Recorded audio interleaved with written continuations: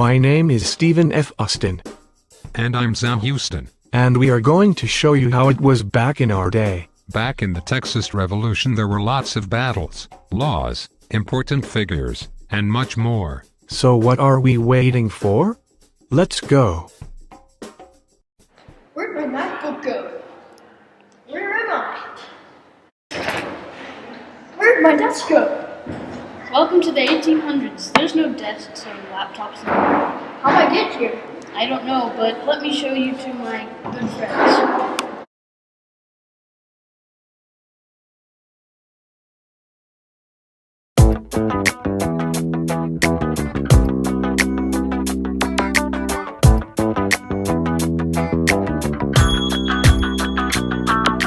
This is the Enlightenment movement. The Enlightenment movement challenged the divine right of kings.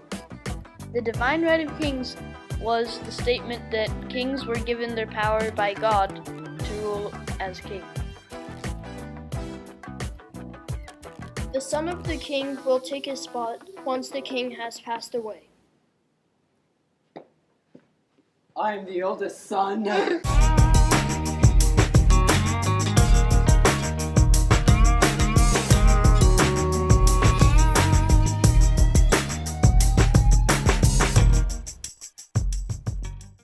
The man on the left is Spain. The man on the right is Mexico. Mexico was fighting for independence from Spain. After a while of fighting, Mexico eventually won out.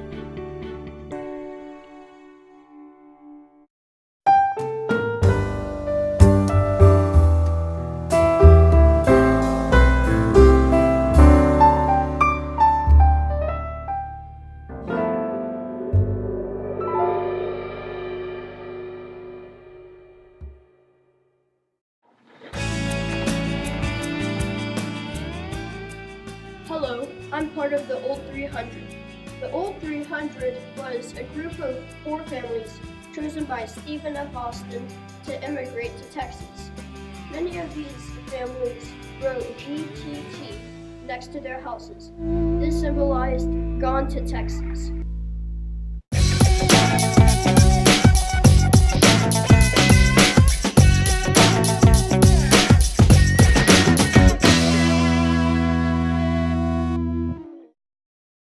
The Constitution, or law, of 1824 gave each state of America, for example, Florida, the right to modify or add any state laws.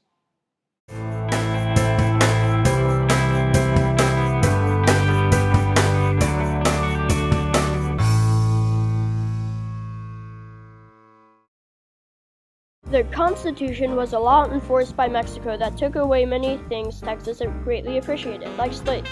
The flag representing slaves was taken away by Mexico. Land rights, previously owned, were also taken away if there was no proof of ownership. Texas also didn't like this. Immigration from America to Mexico was taken away, stopping any families to meet up again. This made Texas extremely disappointed.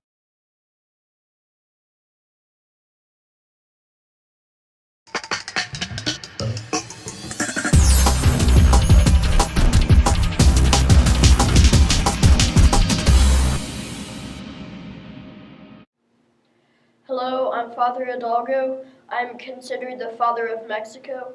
I gave the speech, the Grito de Dolores. This speech in English meant the cry of Dolores. This rallied Mexico. Here's JT with the differences between the Texan colonists and the Mexican government. Let's hear a round of applause for JT. Thank you, Aidan. So, the first topic is slavery. The Texan colonists wanted slavery, however, the Mexican government did not. This, however, was, if not the most differential thing, it was definitely one of the biggest. The second one is that the Texan colonists wanted to be more independent from the rest of Mexico, however, the Mexican government did not want that. That was another big problem because if Texas was not independent from Mexico, it could have had a lot of issues. Next is that the Texan colonists wanted to trade with the U.S., however, the Mexican government did not want Texans to be able to. This is an issue because trading is a necessity to life. The second to last thing is that the Texan colonists wanted its own schools and newspapers, however, the Mexican government did not want Texas to have it. This is an issue because, or what the Mexican government thought was an issue, is that if the Texan colonists had its own newspapers, then they can probably get more independent, which is the second bullet point. The last bullet point is that Texan colonists wanted immigration to be allowed from the U.S., however, the Mexican government did not. This is an issue because if Texans cannot immigrate into the U.S., then they would just be stranded in Texas. So basically, this is showing that the Texan colonists wanted a lot of things, and the Mexican government did not want all the things, or did not want to grant the Texan colonists what they wanted.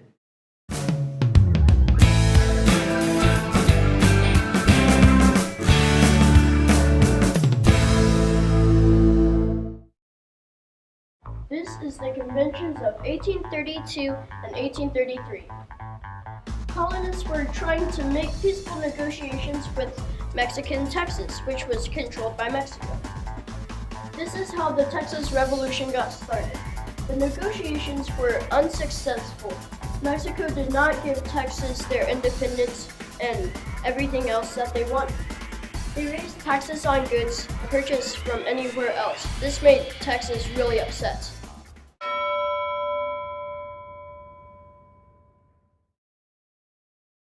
Hello, I was in the Battle of Alaska.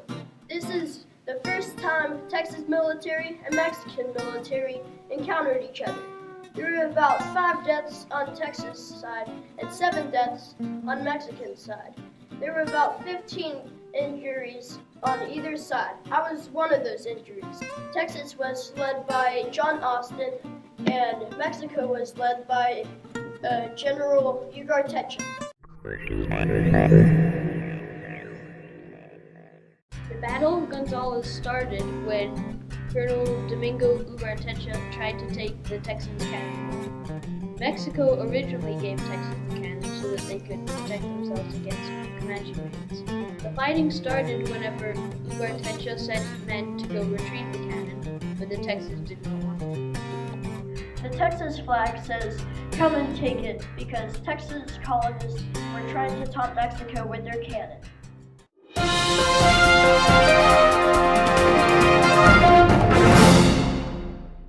On April 21st, 1836, there was the Battle of San Jacinto. Sam Houston led the Texians, and Santa Anna led the Mexicans. It was a victory for Texas that day. Deaf Smith was ordered by Sam Houston to burn down Vince's Bridge. This prevented Mexicans from retreating. There were about 630 Mexicans killed and 730 captured, while there were only 9 Texan deaths. There were shouts of "Remember the Alamo" and "Remember Goliad" by the Texan side. This is the Texas Declaration of Independence, which was made during the Convention of 1836 in Washington on the Broads.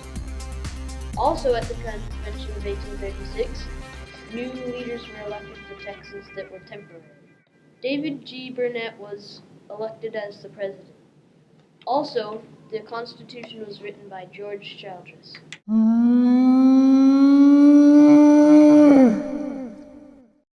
This is a picture of the Goliad Massacre. The Goliad Massacre was when about 340 Texans were killed. They were killed because they were encountered by Jose Urrea and Santa Anna when they were heading up north to Texas.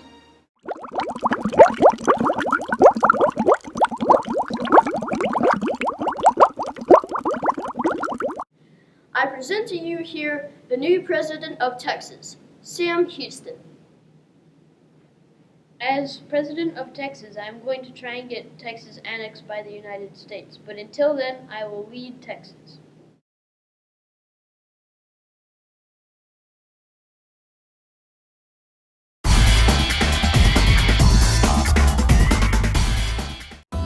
This is a remake of the Alamo. Texas called for reinforcements but received little to none.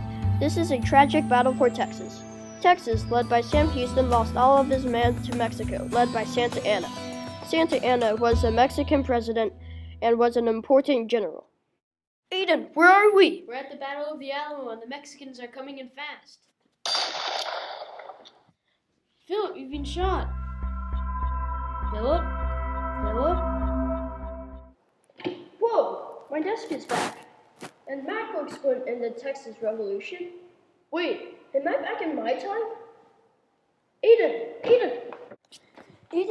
I was at the Texas Revolution, and I experienced the Alamo and the Constitution of 1824. What are you talking about, Philip? I just went to the bathroom for 2 minutes. What?